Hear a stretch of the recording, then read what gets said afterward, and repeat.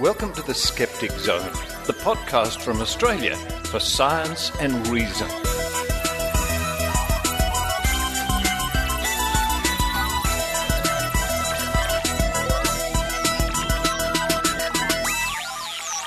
Hello and welcome to the Soggy Zone episode.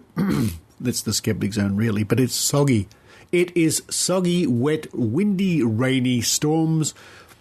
And I don't know what else is happening in Sydney at the moment. This is the Skeptic Zone, episode number 398 for the 5th of June 2016. I think Noah's Ark just floated by my window. It is pouring in Sydney. We're having one of those record rain events here, making everything very damp indeed. You can probably hear the rain out the window as I speak. So for those of you listening in Sydney and the whole east coast of Australia at the moment, I hope you can stay dry. Coming up on this week's show, more of Paracon, the paranormal convention, which I attended last weekend with our reporter Maynard. I was very pleased to go along and give a talk. This week, Maynard will be interviewing Sheryl Gottschall, who is the president of the UFO research group in Queensland. A very interesting interview, I think you'll find. He also chats to some delegates going along, and a really interesting character who was there by the name of Calvin Von Crush. And Calvin, all the way from the United States, brought along with him a selection of bizarre paranormal memorabilia. Now, Calvin is not a believer. Oh, no, and he makes that pretty clear in the interview. But what a collection he had. He had sort of funny sort of shrunken skulls and odd clippings from historical paranormal goings-on. Anyway, find out more about Calvin Von Crush and those other people coming up in Maynard's spooky action. But before we get to that, I'll give a little sort of an editorial about some of the things on this week's show anyway. After that, it's Heidi Robinson, the Raw Skeptic, with a report on the shameful and disgraceful behaviour of a group of anti-vaxxers at a public talk in Western Australia just about a week ago. See what happens when a group of anti-vaxxers disrupts a public meeting. And again, I'll be talking more about that in a moment in my little editorial. Then to round off the show, it's a bit of fun from Skeptics in the pub here in Sydney, where I ask the big question about alien contact here on Earth.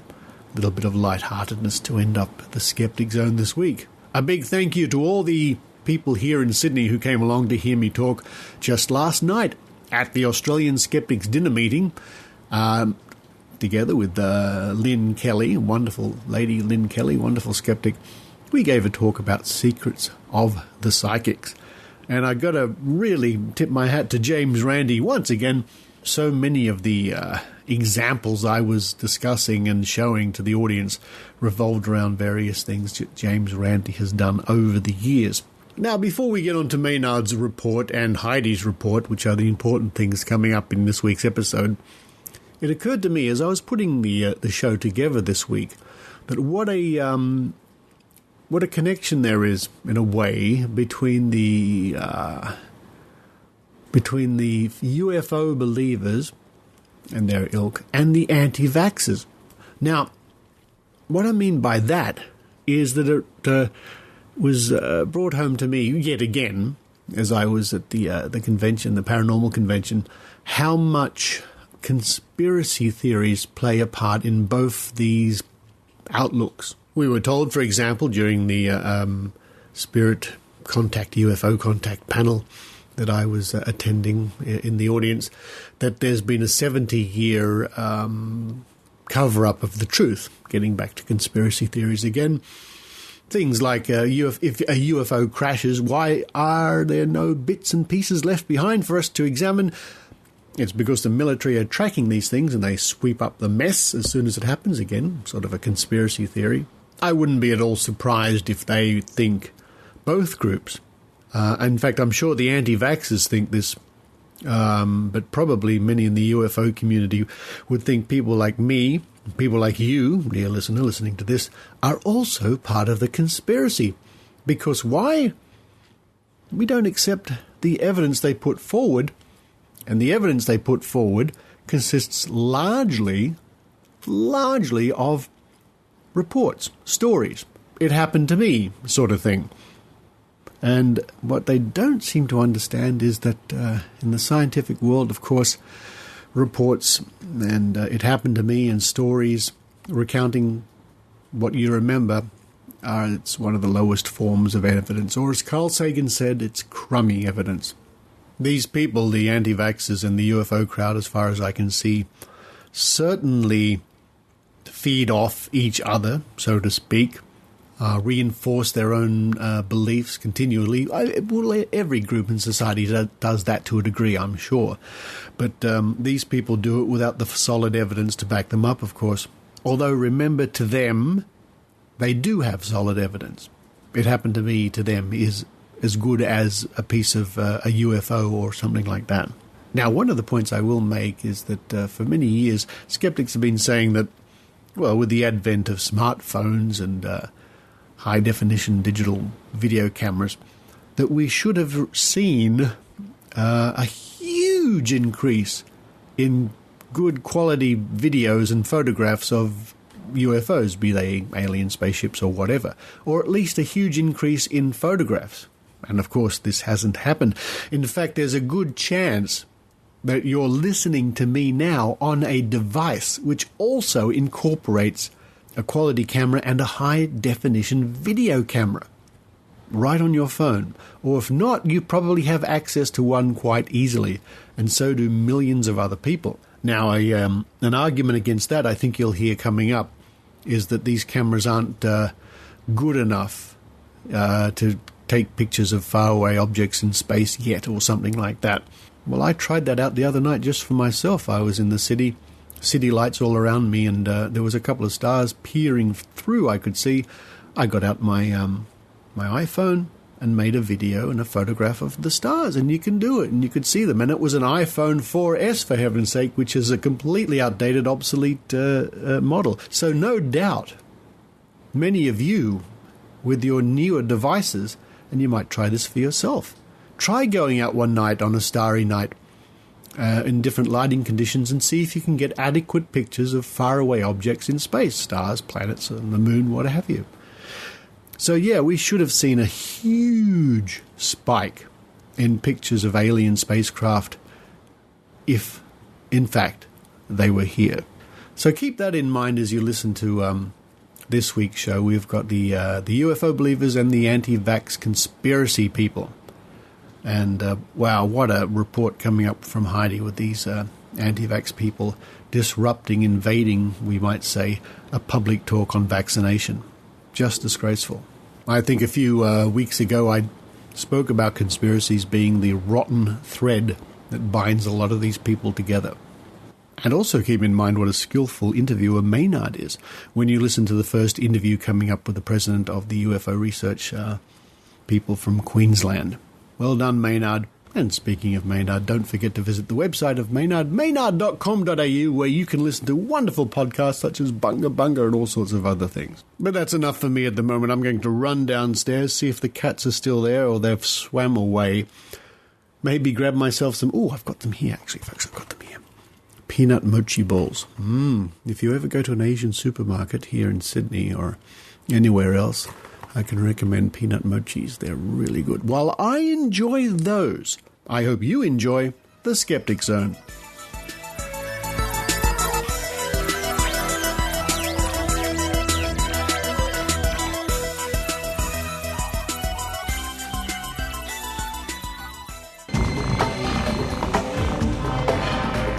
Here's Maynard's spooky action at a distance.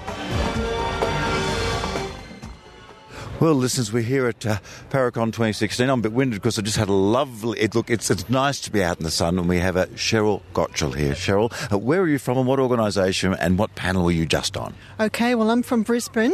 I'm the president of UFO Research Queensland. And I was just on the ET Contact and... I think, ET and Spirit panel at Paracon. Yeah, and you were covering a wide area because you yourself, you've had an NDE, a near-death experience, although do you wish to call it that or not? Look, it's the closest label I can put on it, I think, yeah. Yep. And it was a wide-ranging discussion. We had talks of greys, we had talks like yourself with the NDE. Was it focused, or was it just a very broad chat you all had with everyone there? No, there wasn't really a great focus, but of course the extraterrestrial side of things is what interests people a lot these days. So we covered a lot of that. Look, I'm very interested in anomalies and paranormal, and I love the high side chats. I love Mysterious Universes podcasts. But when people say, "Oh, I think that this phenomenon is from a certain place," that must be difficult, because it could be difficult in our realm to tell the difference between aliens and something that was from another dimension or an ultra-terrestrial or things like that. So that does get very difficult. Yes, it does. And I actually spoke a bit about that yesterday, about the connections between the UFO phenomenon and afterlife experiences, because in some cases, people can have interactions with something they might call extraterrestrial, but we actually don't know what extraterrestrials really are. In the UFO community, we consider that they are life forms that are non-human that come from another place. But guess what? That covers things like angels, ascended masters, all those sorts of things. So it does get very difficult to discern what's what. And of course, the skeptics all go, show us the evidence. And Damien in there made the interesting comment that until you've seen something through someone's eyes, but because that is pretty much impossible, it's very difficult. I received the reports from the public in Brisbane, all the UFO reports there, and I have spoken to so many witnesses who have said, I've always been sceptical of the UFO, the idea of UFOs existing, until I had this experience myself, and it's just changed their whole outlook. And I think it's like anything, unless you experience it yourself, it's really hard to actually understand what it is. And you must hear the phrase all the time, which is the title of that great Fox, not the channel, the person, the Fox documentary, I Know What I Saw. You must hear that all the time. They do. Mostly. And tell me, so could we compare your organisation to MUFON in the US or not? Well, it's not as big as MUFON. Unfortunately, in Australia, we don't have many UFO researchers that are active or still alive. Yes, it's certainly along those lines. Yes, that's what I'd like to ask you. Things seem to have gone off the boil a little bit with UFOs and turned more to ghost hunters. Now, has that been the TV documentaries that have done this? What do you think might have changed the public's perception a bit there? Oh, no, I don't think so. I think that if you go to cable TV, for example, in Australia, there are plenty of UFO documentaries on there. Things are being integrated. You know, it's like years ago, mediumship was very popular when you had the television show like Mediums. You had, what was the other one? Ghost Whisperer. I mean, all these programs prod people's interests. But those programs come out of the minds of people who, some of them have had experiences, like Steven Spielberg, for example. He's had his own UFO experiences. And what do you think would be the best evidence that you could provide for the skeptics to shut them up? What would you think? Okay, poop, here's the evidence you've always wanted. What would be your ideal piece of evidence? I think for me it would be whistleblower testimony of a military level. Astronauts talking about it, coming forward. I don't think who else can you get? I guess people also always say, "Oh, give me a piece of a spaceship." Yeah, it's not going to happen. Because even it would be hard to prove that it was, wouldn't it? Sometimes. Well, I think yes and no. It depends on the lab that you can take it to and the qualifications of the people that are looking at it. You're not going to get that, though, because I think that as soon as, say, a spaceship, say, crashes, the military, they're already tracking it before anyone gets there. They're going to be the first on the scene and vacuum it all up, Yeah, what else can I say? Look, as someone who studies anomalies in Queensland, what's the most frustrating thing on a weekly basis? You go, if only we had this, or if only we could have that happen, Oh, gee, that's a good question, isn't it? Because there must be so many cases that are kind of becoming compelling, and then you get to some point you go, Well, you know what? I'd actually like a big fat key to stick in people's minds and open them up. That's what I'd like. So you could find out what really happened there in 3 dimensions and go, wow, that's what they saw. No, not like that. I mean, in the public's mind, because it's not about belief. It's about acceptance or denial of evidence. That's what it's about. So I entered the UFO field thinking that if I could gather enough evidence and lay it at the feet of the skeptics, for example, then they would automatically go, well, there it is. There's the evidence. But you know what? We all have a mindset, whether it's skeptical or non-skeptical. It's all about where our minds will go, where our minds will let us go, right? So it's about I can have all the evidence I like, but unless you accept it, I can't change anyone's mind. So you're saying that sometimes the skeptics move the goalposts themselves sometimes. Is that what you're suggesting? Oh, I think we all move our own goalposts. You know, I'm not going to pick on the skeptics. We all have our own perceptual frameworks that we view the world through, so, yeah. And what's it like to come to a conference like this? Do you go to many like these in Australia? Yes, when they're on. Yes, we don't have many of them, do we? We don't have enough. We don't have enough. I do like to see Paracon Australia because we're crossing the fields with the UFO phenomenon and the paranormal, the ghost whispering, if you like, all that sort of stuff. But I'd like to see more. Yeah, what's the big one in Queensland you have? Is there one statewide one you have there once a year? Not at the moment. We used to have them. We used to have national UFO conferences, but it just focused on the UFO subject. I like to see a conference that would emerge that covers everything, everything anomalous. We do have a summit coming up on the Gold Coast in August called the Paradigm Shift Summit. There is a Close Encounter / Afterlife conference coming up in Byron Bay in January next year. And it's nice to see 2 new conferences coming up that are crossing parameters of subjects, but I'd like to see something else. And where can we interact with you online and see your website and find out what's going on in the skies of Queensland? Okay, you can go to UFO Research Queensland, so it's uforq.asn.au. You can go to our Facebook page, UFO Research Queensland. And I also run a page with a colleague called Strange Encounters Down Under. That's a Facebook page. You can go there too. Wow. And do you put up lots of the photos that are recent? We don't put up a lot of photos because a lot of photos these days that are taken are not quality photos because you lose the quality on the camera phones, and that's what everybody's got these days. Yes, that's the thing, because everyone goes, oh, there must be photos all the time. Well, yeah, people are taking them with camera phones, but they're particularly for a bright light at night on a dark background. Oh, yeah. And the other thing is people don't know how to take photos of anomalies. Yes. They don't know that you've got to get something else in the frame. They don't know that if you've got to put something still, like a tree or a clothesline or a roof corner. It's got to be there in comparison. And often anomalies don't behave in a way where they can be near something for scale. Yeah, exactly. They happen when they happen, What can you do? Look, thank you very much for your time. You're very welcome.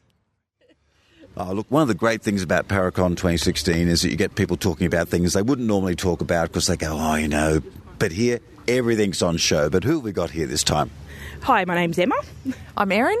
And what are your anomalous area interests? I just like a good ghost. Yeah, a good ghost story or what? And a good ghost sighting, anything ghosty, really. Okay. Yeah. And what's your thing? Same into the ghost, but I think it's a bit of fun. I don't take it too seriously. Yeah, have either of you had your own experiences, or you just like hearing about other ones? Me, no matter what it is, no matter how believable or unbelievable it is, I find the whole thing a bit spooky. The whole after-death thing, I find that a bit frightening. Yeah, it definitely is. It's the whole unknown, and there's not a lot that's unknown anymore. Maybe there is, and we just, But I do like a good ghost story, but I have had a couple of experiences that I'm still making sense of that I think are quite interesting, and as long as you have fun with it, then... Yeah. I guess part of your interest is it's so outside everyday life. It is pretty intriguing. It is, and that's why I find it fascinating. And I don't necessarily, live my whole life by it, but I really like a good ghost hunt every now and then. And what's been your favourite thing you've encountered over this weekend here at Paracon? Oh, I liked the show and hell, the haunted objects, and what was your favourite haunted object? What do they have? Like I don't know, a dog that had a silent bark or something like that. What did they have? They had shrunken heads, and your favourite, a spirit trumpet. A spirit trumpet? Yeah. Well, what? It was the ghost of Glenn Miller? What was going on there? It's what the old spiritists used to use to, obviously put on a performance with the ectoplasm and the spirit trumpet. The voice would come through the spirit trumpet. Oh, and did they have ectoplasm flying out the trumpet bell?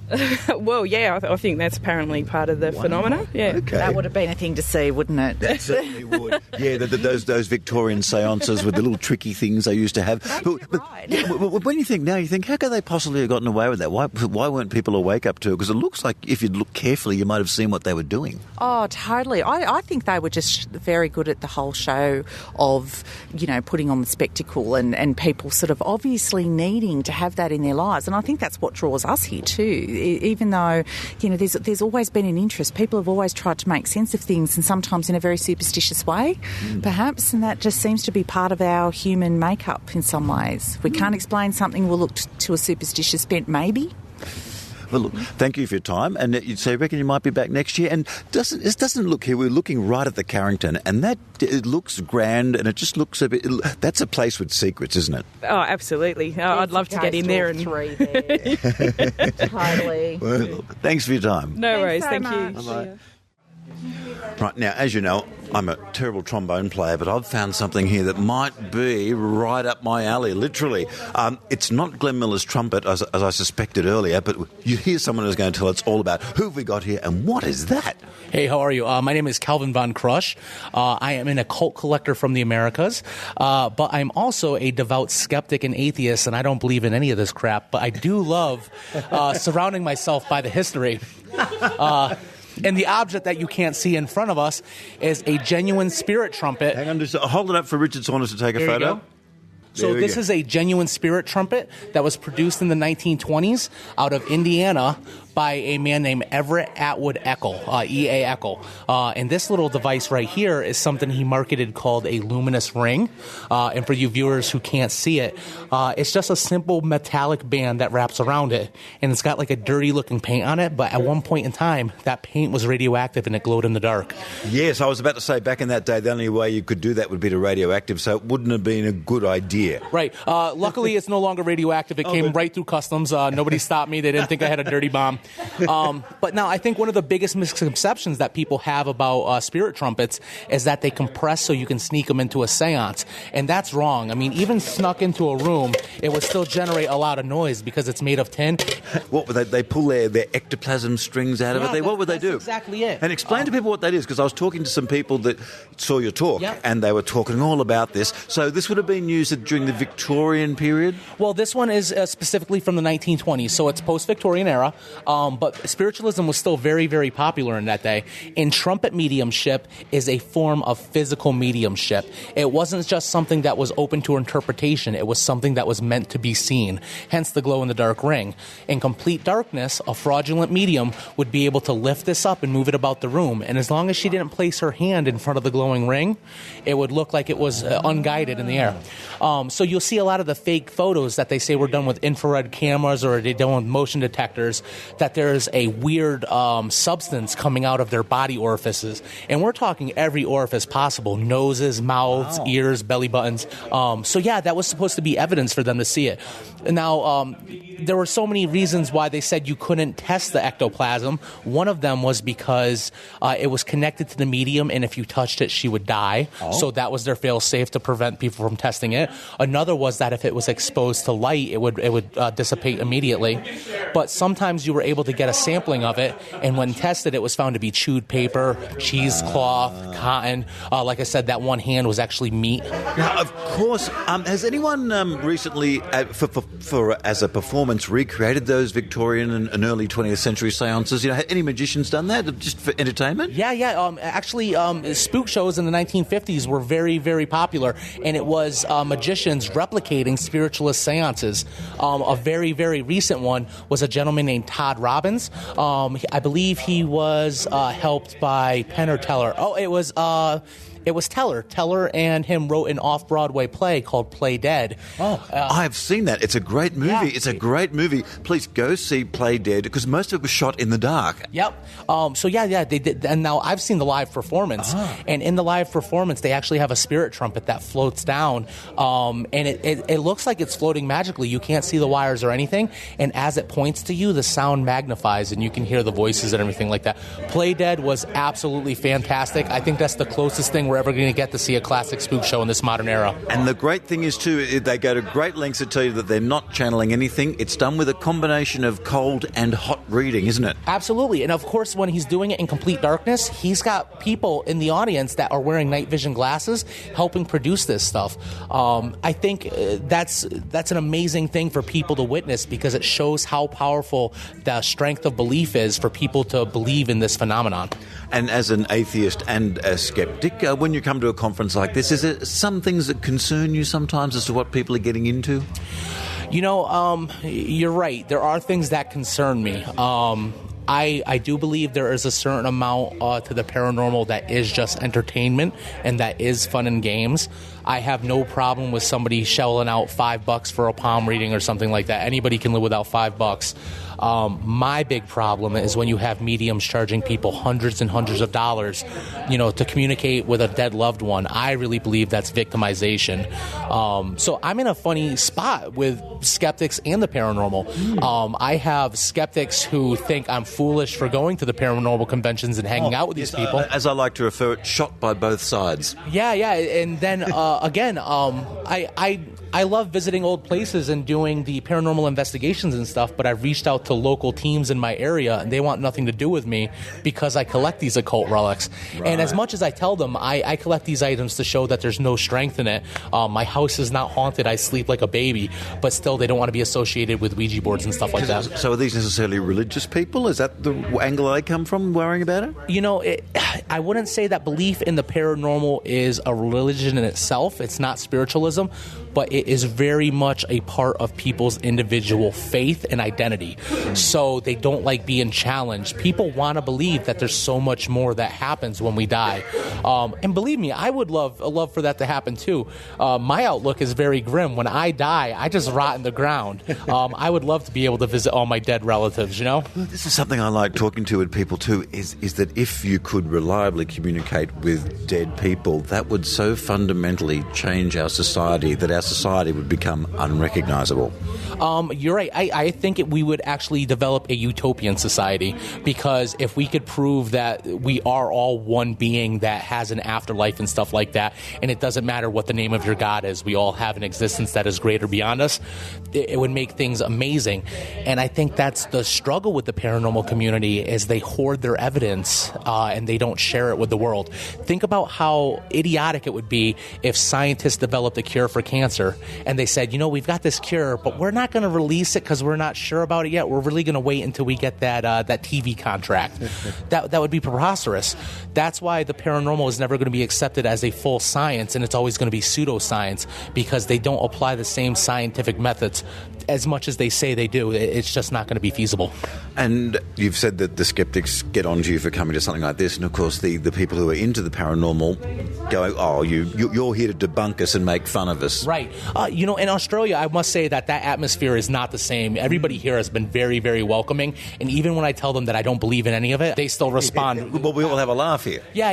Everybody is a lot cooler, but in America, you'd be surprised. I have people, when I do Ouija board experiments, and I try to show them that it's the power of the human mind and it's not spirit communication, they're still so attached to that identity of the Ouija board being a negative thing that they won't even touch it. Here, when people are scared, they still give it a go anyways, which is great. Are you a member of any organized skeptic groups in the US? I am not a member of any skeptic groups, but I am a member of a very, very great historical society, the TBHS. We are the Talking Board Historical Society. We are the first and only organization of its kind dedicated to the research, preservation, and documentation of all things Ouija board. Please visit us at www.tbhs.org. Have you got a personal website we can pop in and see what Calvin's up to? Yeah, if you Google me, Calvin Von Crush, on all the social media networks at Calvin Von Crush. You can see me on Instagram. That's probably my favorite resource, because I post a brand new object from my collection every day. Nothing has haunted my place yet, but the search continues, and as soon as it does, I will let skeptics and paranormal fans alike know. Look, Calvin, I just want to know, you've got a huge collection. What is the one thing you're looking for that you haven't been able to find that you really want for that collection? I would really, really love an early spirit precipitation from either the Bang sisters or the Falconer brothers. I would love something like that. I don't know what that is. Tell us. So a spirit precipitation is a form of spirit communication where they would lay paints out on a table, and without the aid of a brush, they would appear on canvas. Now, believers say that the lack of brush strokes is the evidence that you need that it was ghostly hands. But now, I myself am an artist. I'm a full-time tattoo artist. I've been to art school. I've seen some of these in person. There's a very good reason why it's not a brush stroke. It's because these aren't paint. It's pastel. Pastel is applied directly to the material. It's not put on with a brush, so it goes on nice and smooth. You can actually see how the variation of width when they're coming up off the paper is pastel. Now, did some of these, in the earlier times, in the 20s and in the Victorian time, was this a bit of an excuse just to hold hands with the ladies, these sort of things in the parlour? That was a bit of an excuse, so instead of going to the movies or something, you'd go and hold hands and touch, which normally couldn't be done in public between two people that were not married as much as it can now. You are very good at this, by the way, man. You have guided us through this perfectly, because the Ouija board is in itself the original dating game. On the instructions of the Ouija board, it says that for best results, place between the laps of a man and a woman. And everybody knows, the Sunday Evening Post. What's the gentleman who did all the Americana? Oh, yes. Norman Rockwell. Yeah. The most famous image of the Ouija board is probably Norman Rockwell's painting, where you see a woman desperately trying to communicate with the spirits, but the gentleman is clearly there for other reasons. He's looking down the lady's blouse. So yes, it was a great experiment for people to get together and sit a little closer to someone that might not have been allowed in otherwise situations. And as an outsider who's come into our paranormal, skeptical Australian scene here, you think we've got a bit more of a healthy mix here? Oh, 110%. In the United States, everything is so divided. You have the ufologists have their own conventions. Wow. You have the cryptozoologists have their own conventions. You've got the ghost hunters have their own. Here, everybody is in one roof. And, of course, we have skeptics here, too. Nobody likes the skeptics showing up in America because we're the party poopers. You know, we're there to spoil everybody's fun. And I think it's amazing how open-minded they are abroad in Australia versus how close-lipped they are in the States. Well, thanks, Calvin. We'll check you out online, man. Oh, thank you so much for having me, guys. It was an honor and a privilege. It's very nice meeting you.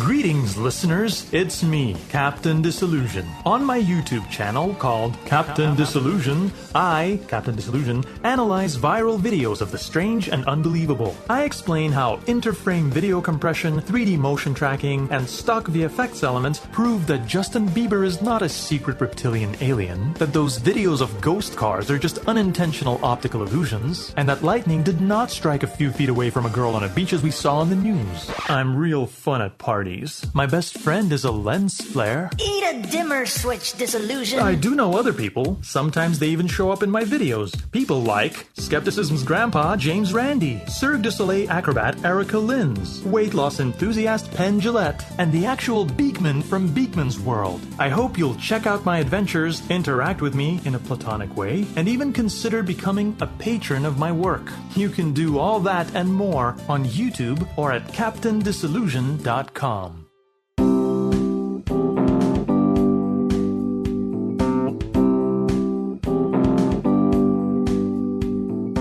It's the Raw Skeptic Report with Heidi Robertson.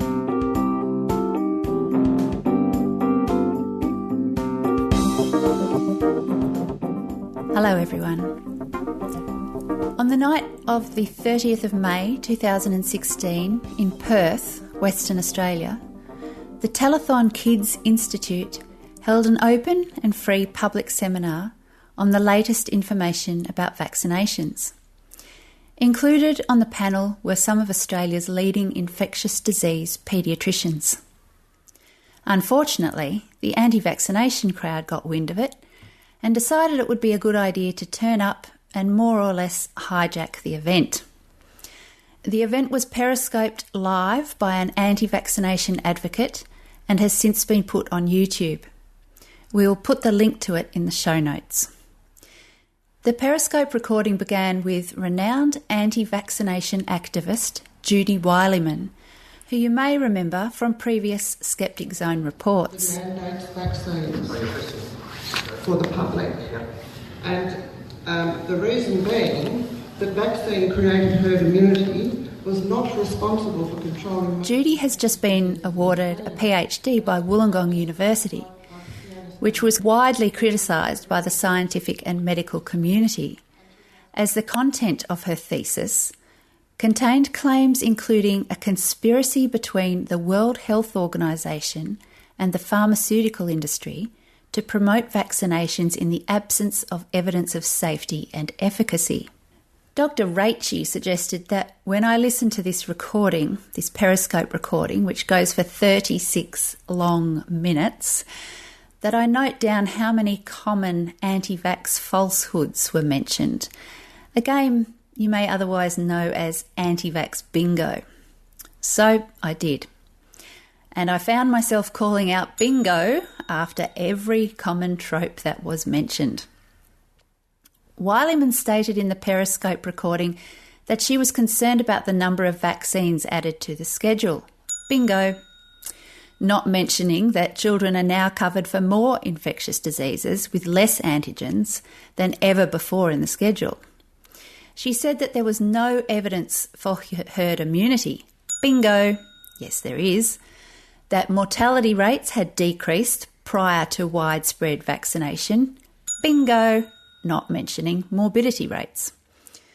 Associate Professor Dr. Peter Richmond very patiently addressed each of these issues, or tried to, amid what can only be described as appalling behaviour by the anti-vax crowd, reminiscent of the Senate hearing I attended in Brisbane, where anti-vax advocates sneered, yelled out, and called the senators shills for Rupert Murdoch. The fellow recording the event was responsible for much of this rabble-rousing.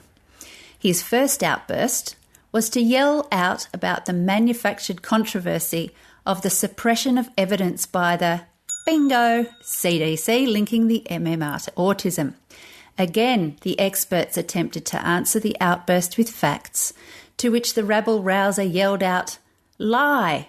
We want the truth," with other members of the anti-vax crowd yelling out, "It's your social responsibility to tell the truth. You're wasting your breath. Answer the question. Where are the studies of safety and efficacy?" Bingo on that one. Genes that you were born with are very important. There are probably some environmental as well.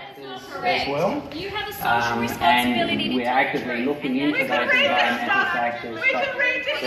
You're wasting your breath. Answer my question. Answer our question. Please, there's probably people here who... Just hold on a second, Tom. There are people here who would like to hear us answer a question. So, can you please... I will give you the opportunity. The plea from the panel for respect from the crowd was ignored. And can I just mention at this point that in the audience were people there who had genuine questions. And also present were Kath and Greg Hughes, parents of baby Riley, who passed away from pertussis last year. What they must have felt sitting through this embarrassing display of histrionics, I hate to think. What they have personally endured from the anti-vax movement has been nothing short of gobsmacking. Next up was a midwife asking why the hepatitis B vaccine was given within the first few hours of birth and where the evidence for it was. It was again explained in detail the reasons, to jeers and more shouting down from the crowd. Can you just please allow him to answer the question? Yes? Yep. So, Yes. Just go ahead. Can you please allow the question to be answered? Thank you. Sorry. Next up was another audience member who, bingo, brought up the logical fallacy argumentum ad package insert, to which rabble-rouser and co cheered and clapped and yelled out, "Bring vax to Australia, you're all lying, ridiculous, look at you all." It's one of the best things that you can do in pregnancy for yourself and also... Best thing you guys can all do is just tell the truth. Bring vax to Australia and New Zealand. Tell the truth. You guys are all lying or you're convinced. So there's a question just here. Mercury. He was, of course, referring to the Wakefield documentary that appears to be, from the reviews, a full anti-vax bingo card in itself. Next up, we have a couple of vaccine-injured bingos, a toxin bingo, 2 bypassing the body's natural defences bingos, another package insert bingo, 2 mercury bingos, a Nuremberg Code bingo, 2 more herd immunity is a myth bingos, an aluminium bingo, a formaldehyde bingo, an aborted fetal cells bingo, a fascist regime bingo, a follow the herd bingo, the discrimination bingo as a result of no jab, no pay legislation, the ingestion versus injection bingo, 2 MSG bingos, the Paul Offit 10,000 vaccines bingo, the forced vaccination bingo, and a couple more mortality versus morbidity bingos. Other quotes by Rabble Rouser shouting out included, "How many others have to suffer while we wait?" and "Tell that to the vaccine injured." And "We're not going away, guys. Get used to it. We're going to be everywhere." And "Mercury is a neurotoxin."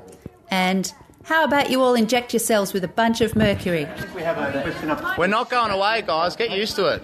We're going to be everywhere. We are everywhere. I understand you feel very strongly. So no, not just me. Millions, billions. Next up, we had an audience member say that his 14-month-old had a febrile convulsion after a flu vaccine and 5 years later was diagnosed with leukemia. He wanted answers as to why his beliefs had not been validated by the medical community.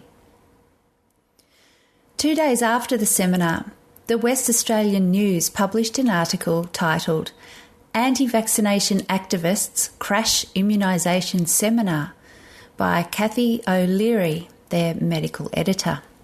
Quote, "A public seminar on immunisation in Perth was forced to close early on Monday night after anti-vaccination activists hijacked the event and called doctors liars." Organisers of the Telethon Kids Institute event had to stop a question and answer session after constant interruptions by the protesters.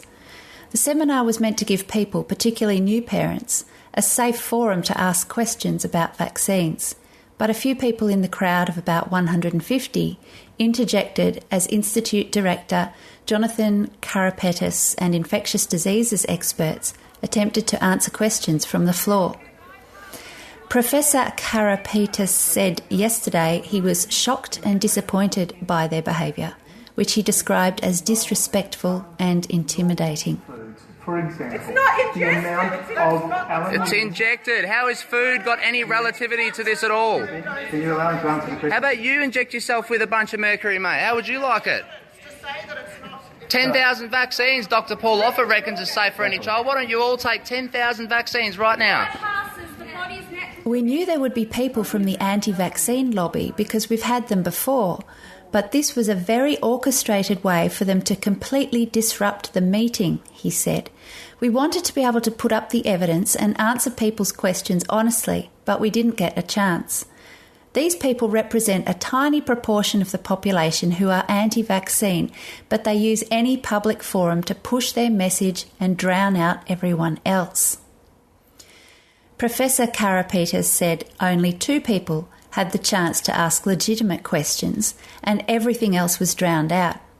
We went on for as long as we could, which was about half an hour of them yelling and screaming, but speakers were paid such disrespect and everyone else in the audience was intimidated, he said.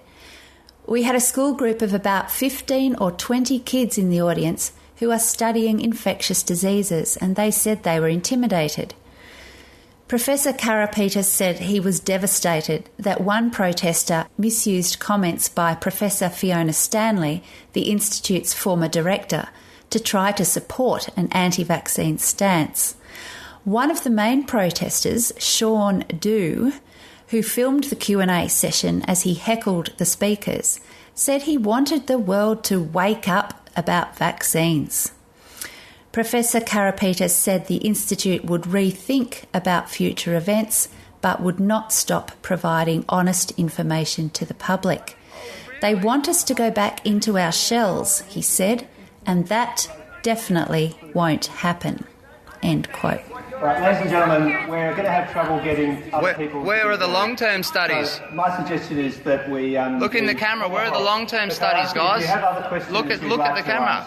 Where are the long-term studies? The panel will hang around you can hear me. So we're happy for you to... Where are the long-term studies? Ask those questions. Where are they? And Rabble-rouser then approached the stage when the event was shut down, asking for the names of each of the panellists with his camera in their faces, demanding they say something about the CDC whistleblower.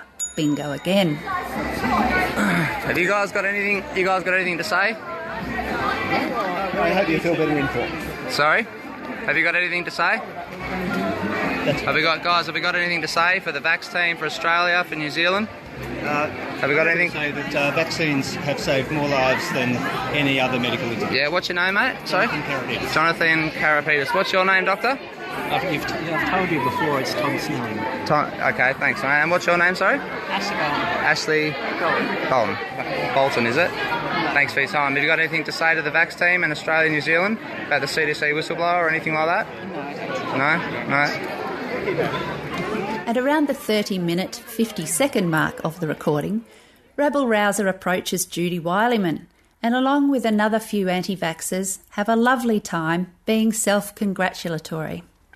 I guess if one were to really look for a silver lining to this debacle, we could say that once again this crowd has shown themselves to be rude and disrespectful, clearly unable to listen to reason and evidence, and unable or unwilling to evaluate the science even when it is presented in a clear and uncomplicated way. This is precisely why we should never debate them. To debate these people is to give them an air of legitimacy which they do not deserve. All opinions are not equal. A paediatrician specialising in infectious disease should not lower him or herself to appear alongside a parent who has done their own research. I'm sure the organisers of the telethon were not prepared for the scene that confronted them, although they had been warned that the rebel-rousers were going to show up.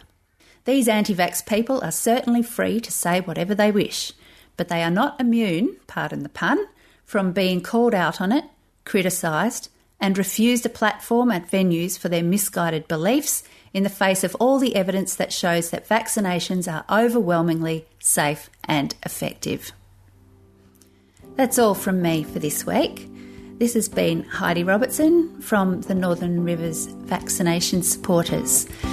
You can find us on Facebook, Twitter, our website nrvs.info and on Wikipedia. Thanks. Till next time.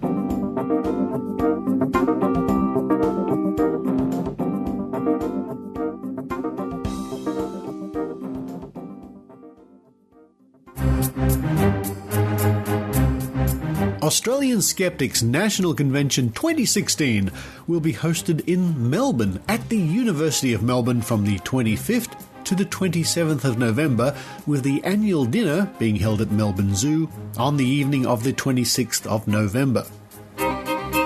Early bird ticket sales are online at the convention website convention.skeptics.com.au, and if you get an early bird ticket, you'll receive a discount and be able to reserve seats close to the stage.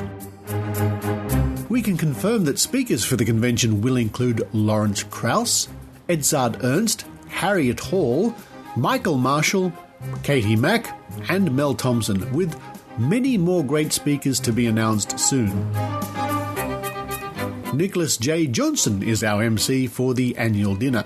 Information about our speakers is available from the convention website. So that's convention.skeptics.com.au.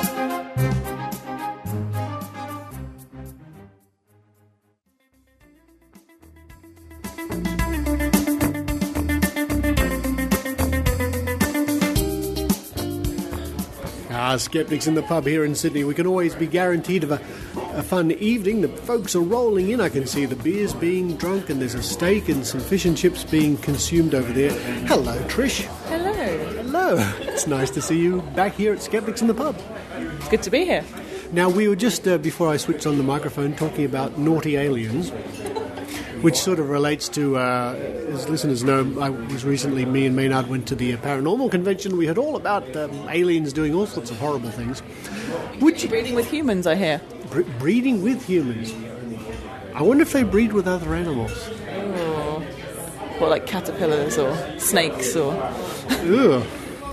But my question to you is, would you be concerned if the government tomorrow said, we've had reports and we really have had a message from an alien intelligence?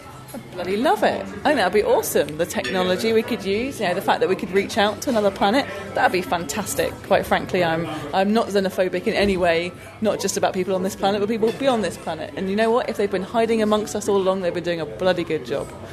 They have. You might be one and I'd never know. Don't insinuate things like that. No, I don't think so. So... yeah, I guess I think I'd probably be in the same boat as you. It'd be an interesting event. And maybe we'd be literally in the same boat if they came to invade and we had to escape, right? I wouldn't have thought they'd need boats. In fact, maybe water might not be something that they'd be too keen on. They're probably more into air travel rather than... Unless they're those underwater aliens. Well, this is the thing. So, we say that we don't know very much about what's in our oceans. Aliens could very well have gone in there thousands and millions of years ago and started colonising. We'd never be the wiser. Ooh, now there's a scary thought, folks. As you're going to sleep tonight, think of the depths of the ocean with the crawling little aliens from thousands of years ago. I get scared enough when I'm swimming off of Bondi anyway. Thanks, Trish. You're welcome. Tim Mendham, the editor of The Skeptic magazine, the journal of reason and... was it Science and Society? What's the bumper now? I thought it was Sex and Violence. The magazine of Sex and Violence, The Skeptic. Here's tonight's question. Would you be thrilled or concerned if the government announced that they'd made contact with extraterrestrials? I'd love it. Which government are we talking about? That's a good question. The alien government. If it's a North Korean government, I might take it with a pinch of salt, actually. But if you contacted aliens, they contacted us, or do we contact them? Well, let's say that we received a message from the heavens. Saying you were not alone? Something like that, yes. I'd love it. Can we go there?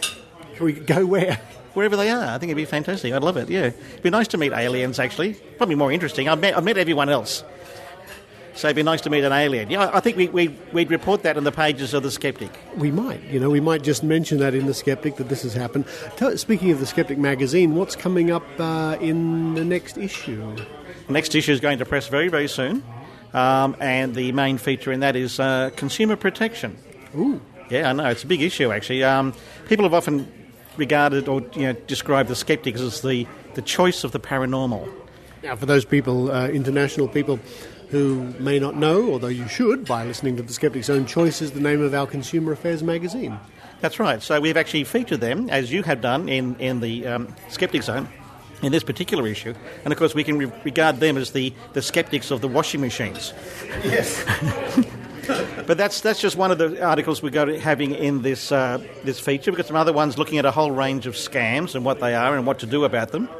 Some advice largely from the Scam Watch, which is the body that's put out by the Australian ACCC. I forgot. Yeah, Scam Watch. I get their emails too. Yeah. No. They're very good advice actually, and they're definitely down on the paranormal and all these sort of the cons, everything from Nigerian love letters to miracle cures and everything. In fact, I got an email from Scam Watch just today to advise me to be on the lookout for fake gift vouchers and things like this. Fake gift vouchers? The real ones you've got to be on the lookout for. I get hundreds of those, actually, fake gift vouchers. It's really annoying. Apart from the fact I have these very kind people offering to fix up our website all the time. Oh, yeah. So, I get 4 or 5 of those a day. People saying, I looked at your website, I know you're not getting sort of top ranking in Google, I say, I'd like to respond and say, yes, we are, but I don't respond to them, actually. I just have to delete them constantly. It's a big and the gift vouchers all the time from supermarkets, wine companies, hardware companies, you name it. I get so many gift vouchers I wouldn't have to buy anything anymore. Come round and visit and collect a few. Now we're just making room at the table. Tonight's featured speaker is Dr. Brad Filling in at the last moment for Ian Bryce, who was going to talk about gravitational waves, but I think he fell down a black hole. Thank you for the laugh. Tonight, and Brad would just talk about something completely different about aliens and that sort of stuff. And the question is, how would you react if tomorrow the government turned around and said we received a message from the heavens that we think is from an extraterrestrial source? I think I probably wouldn't trust it initially. A skeptic at last, you see. That's a cynic. So I remember Contact, the movie, when they had like the president announcing that aliens had come to had signaled the planet, and then it was all computer generated, and so everybody was worried that everybody would actually believe that the president of the United States had actually announced that. But I think it only has to be 20% different or something to get away with it with computer animation. So a few less grey hairs, maybe. That's good. Maybe we should be more sceptical, Tim. Someone's going to tell me very soon that there's no Santa Claus, you know. Shh. We're not going to mention that. Are there kids around? Yes. Oh, that's interesting. That's a good take, Brad, actually. All right, now let's take that one step further and say it was actually confirmed. It was confirmed and it wasn't computer generated. What would your thoughts be then? I'd just be thinking, are they friend or foe? Are they going to come and kill us? Or are they actually going to be like furry and fluffy? So, so I can have one as a pet. Well, Trish over here reckons they're going to be living under the sea and we can ride them like seahorses or something like that. I reckon they'll be keeping you as a pet. I look very good in a cage, I can tell you that. I've seen the photos.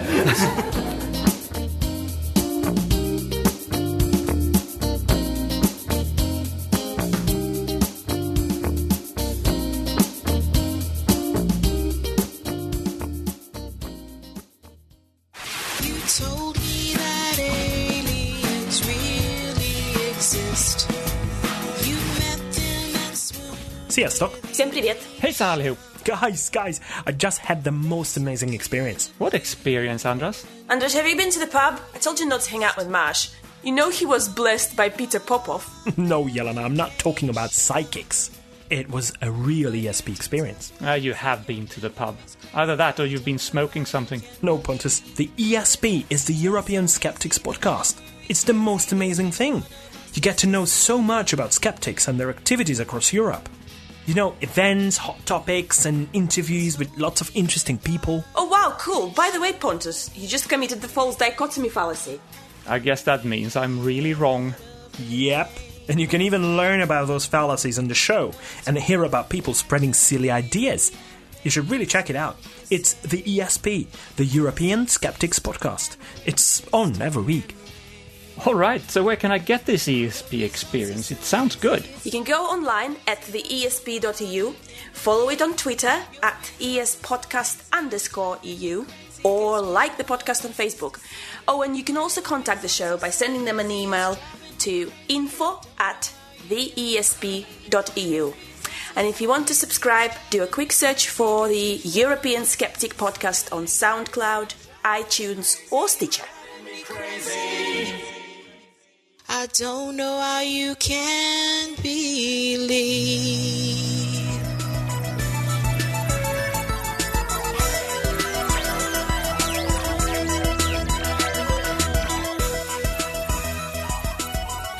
Thank you for listening to the Skeptic Zone as the rain still pours down here in Sydney. And a big thank you to those people who make the Skeptic Zone possible. The reporters, of course, but also people like you who contribute to the Skeptic Zone with PayPal at skepticzone.tv. Many people contribute only 99 cents a week, but it all adds up and it all makes the show work. If you feel you enjoy the Skeptic Zone, if you get value out of it, if you learn something from it, if it keeps you company, then maybe you would consider being a supporter of the show by chipping in 99 cents a week or $5 a week or some people even more, which is greatly appreciated. It does keep the show going. And we're coming up to show, 400 in a couple of weeks. Hard to believe. It's also hard to believe that the rain is pouring down the way it is. Okay, people in Sydney, the show's over. Batten down the hatches, get the lifeboats ready, and good luck. But for now, this is Richard Saunders signing off from a very soggy Sydney, Australia. You've been listening to the Skeptic Zone podcast. Visit our website at www.skepticzone.tv for contacts, an archive of all episodes since 2008, and our online store. Please support the Skeptic Zone by following us on Twitter @Skeptic Zone, liking us on Facebook, and leaving a review on iTunes. You can also show your support by subscribing via PayPal for as little as 99 cents a week. The Skeptic Zone is an independent production. The views and opinions expressed on the Skeptic Zone are not necessarily those of Australian Skeptics Inc. or any other skeptical organisation.